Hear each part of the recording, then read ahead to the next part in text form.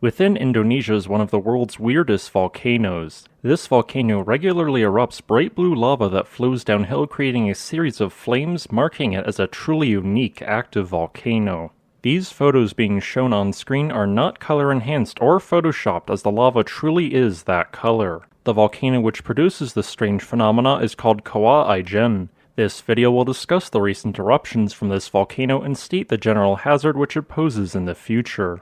The Ijen volcano can be found in central Indonesia, where it is located on the very eastern section of the island of Java. This volcano is in a very geologically active area and is located 21 kilometers east-northeast of the Rayong volcano. If you clicked on this video, you are probably wondering why the lava is blue, so I will get straight to the point. The reason why the lava which erupts from this volcano is blue is that the lava is incredibly enriched in the element sulfur.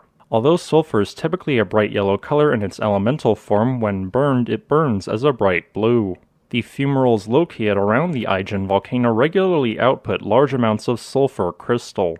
However, sulfur has a low melting point of only 115 degrees Celsius or 239 degrees Fahrenheit. The heat from these fumaroles is thus sufficient to cause the sulfur to melt, thus generating beautiful blue flows of lava. However, if you look at Ijen's geologic history, you will see that this volcano has some other unique qualities to it.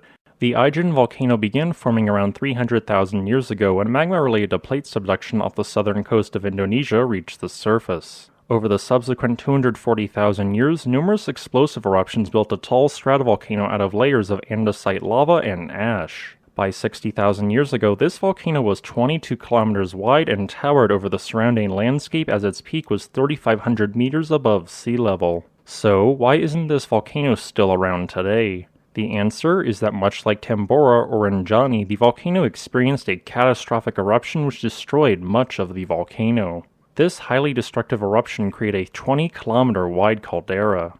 In the aftermath of this eruption, numerous volcanic cones grew out of various sections of the caldera. The first of these to form was Blau, which erupted around 50,000 years ago. 5,000 years later, an 800-meter tall cone known as Pendu was built. Over the subsequent tens of thousands of years, several other volcanic cones were constructed. The volcanic cone which we now refer to as Ijen did not begin forming until 640 BC.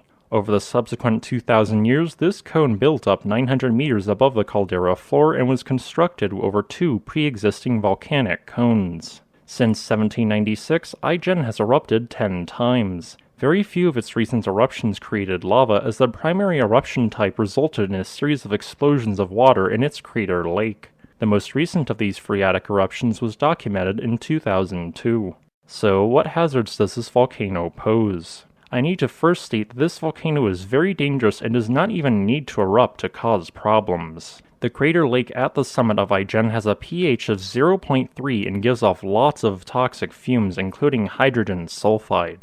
Since the crater is the site of a sulfur mining operation, hundreds of people are regularly exposed to dangerous levels of these fumes. If you were to ever visit this volcano, wearing a gas mask is a requirement. If Ijen was to erupt again, it would likely create another series of explosions at its acidic crater lake. However, as given by the history of this volcano, future eruptions could occur anywhere within the pre-existing caldera. Future eruptions could create pyroclastic flows, bombs of lava, and potentially cause landslides. I hope that you enjoyed this video. If you'd like to request a specific topic, please leave a comment below.